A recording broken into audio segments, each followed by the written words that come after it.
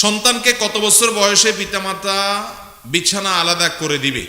কারো সন্তান মারা গেলে সে কি বাবা মায়ের জন্য সুপারিশ করবে? যদি কারোর সন্তান মারা যায়, ছোট বাচ্চা মারা যায়, নবী করিম সাল্লাল্লাহু আলাইহি সাল্লামের হাদিসের আলোকে তার জন্য দুটি সুসংবাদ আছে। কয়টি সুসংবাদ? দুটি সুসংবাদ আছে।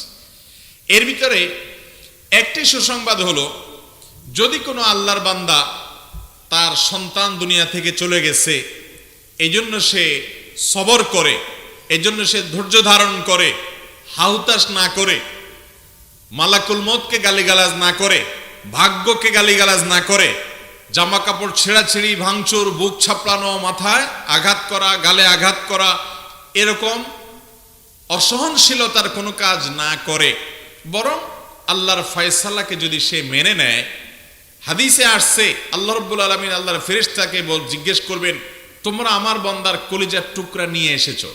সাহাবীরা বলবে, হ্যাঁ আল্লাহ। সে তার ছেলেকে কলিজার মতো ভালোবাসতো, সে নিজের কলিজার টুকরার মতো মনে করত। আমরা তাকেই, হায়াত শেষ হয়েছে আপনার নির্দেশে আমি নিয়ে এসেছি আমরা। আল্লাহ রাব্বুল আলামিন তখন ফেরেশতাদেরকে বলবেন যে আমার বান্দার প্রাণাধিক প্রিয় তার সন্তানকে তোমরা নিয়ে এসেছো, তার কলিজার টুকরা তোমরা নিয়ে এসেছো, তার মৃত্যু হয়ে গেছে। সন্তান হারানোর পর আমার সন্তান, আমার বান্দার অবস্থান কি?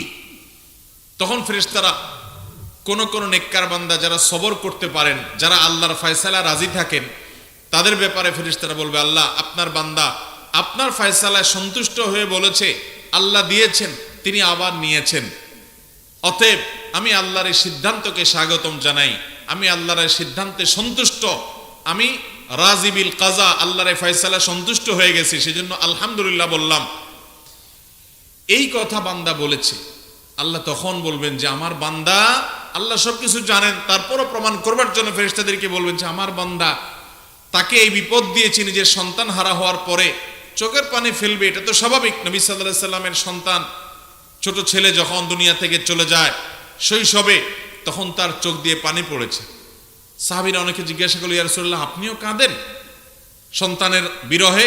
নবী সাল্লাল্লাহু আলাইহি সাল্লাম বলেছেন, হ্যাঁ, এটা তো খুব স্বাভাবিক যে আপনজনের বিদায়ে মানুষের কষ্ট হবে, চোখের পানি আসবে, কিন্তু মানুষ বেসবর হবে না, মানুষ আল্লাহর প্রতি অধৈর্যশীল হয়ে কোনো কুফরি কালাম বলবে না, আল্লাহর ফয়সালাকে মেনে নিবে। নবী সাল্লাল্লাহু আলাইহি সাল্লামের এই হাদিসে বলছে, আল্লাহ তাআলা তখন ফেরেশতাদেরকে বলবেন, আমারে বান্দা যেহেতু সবর করেছে, তোমরা সাক্ষী থাকো, আমি তাকে জান্নাতে একটা প্রাসাদ দিব, যেটার নাম হলো বাইতুল হামদ বা প্রশংসার ঘর। যেহেতু সে আমার প্রশংসা করেছে, তাকে আমি এরকম একটা মর্যাদা দিব, যে মর্যাদাটার নামই দেওয়া হবে প্রশংসার প্রাসাদ। এক। আর দ্বিতীয়ত, যাদের ছোটবেলায় ছেলে মেয়ে মারা গেছে, সন্তান হারা হয়ে গেছেন, ছোট ছোট সন্তান দুনিয়া থেকে চলে গেছে, তারা সবর করেছেন। অনেক ভাই বোনকে আমরা চিনি যে 2টা-3টা সন্তান দুনিয়া থেকে চলে গেছে, একজন গেছে, আরেকজন গেছে, কয়েকজন সন্তান হয়েছে, সবাই মারা গেছে। আল্লাহরে বান্দা বান্দিরা যদি সবর করতে পারেন, যদি ধৈর্য ধারণ করতে পারেন, এই সন্তানের সাথে সাক্ষাৎ তো হবেই হবে। সেই সাথে নবী রাসূলুল্লাহ সাল্লাল্লাহু আলাইহি ওয়াসাল্লামের হাদিস থেকে আমরা জানি যে এই সন্তান কিয়ামতের দিন তার বাবা মায়ের জন্য সুপারিশ করবে আল্লাহর কাছে।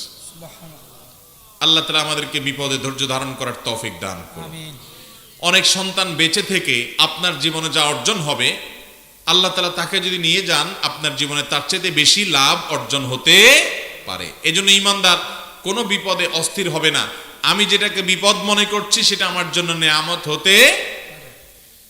অতএব যাদেরকে আল্লাহ তাআলা এই পরীক্ষায় ফেলেছেন যে সন্তান দুনিয়া থেকে চলে গেছে, আল্লাহ তাআলা তাদেরকে সবর করার তৌফিক দান করুন। সন্তানকে কত বছর বয়সে পিতামাতা বিছানা আলাদা করে দিবে?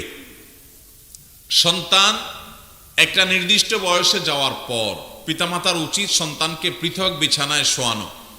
এমনকি তাদের নিজেদের মধ্যেও 2 ভাই 2 বোন বা ভাই বোন একসাথে তারা যথাসম্ভব থাকবে না। একান্ত গরিব মানুষ, নিতান্তই তার থাকার অনেকগুলো কক্ষ নাই, অন্তত বিছানাটা পৃথক হবে।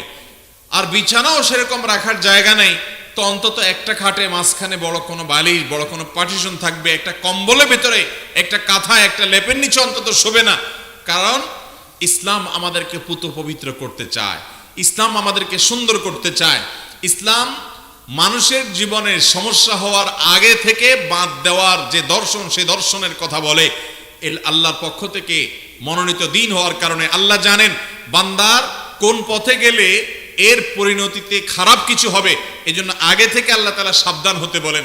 আপনার ছেলে মেয়েদের আপনি যদি একসাথে মাখামাখি করেন এবং একটা বয়সে পৌঁছানোর পরও তাদের প্রতি আপনি পৃথক বিছানা করার এই সিদ্ধান্ত, নবী সাল্লাল্লাহু আলাইহি সাল্লামের এই নির্দেশকে যদি আপনি না মানেন, তো এর কারণে বহু মূল্য আপনাকে দিতে হতে পারে, যেটা আপনি কল্পনা করতে পারবেন না।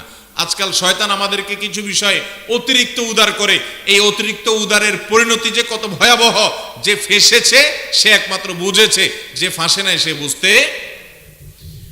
তো হাদিসের আলোকে আমরা জানি নবী সাল্লাল্লাহু আলাইহি সাল্লাম বলেছেন, মুরু আওলাদাকুম বিসসালাতি ওয়া হুম আবনাউ সাবঈ সিনিন, তোমাদের সন্তানদের বয়স যখন 7 হবে তখন তাদেরকে নামাজের নির্দেশ দিবা। আগে থেকে নামাজে তারা একটু একটু অভ্যস্ত হবে।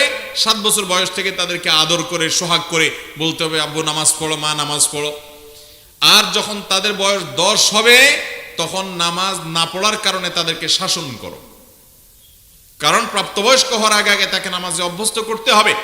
এবং সেই সাথে বয়স যখন 10 হবে তাদের বিছানা পৃথক করে দাও, কারণ তারা একসাথে একই বিছানায় একই কাঁথার নিচে, এমনকি 2 ভাইও যদি শোয়, 2 বোনও যদি একসাথে থাকে, হয়তো কোনো সমস্যা হবে না, কিন্তু সমস্যার দুয়ার উন্মোচিত হবে।